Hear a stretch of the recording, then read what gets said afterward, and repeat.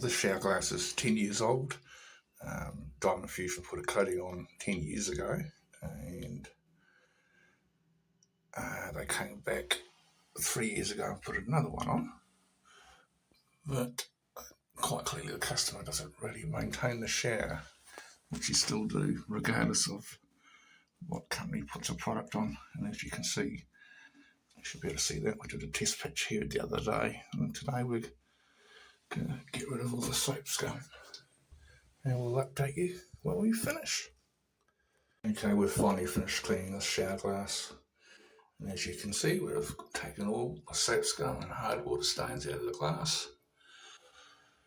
And unfortunately with this customer, he used to hang a flannel on the bath mat on the other side, so on the top of the glass. So we had to machine both sides of the side panels and part of the door. And to future-proof, we've put our coating on both sides of the shower glass to make it easier for the customer to keep clean.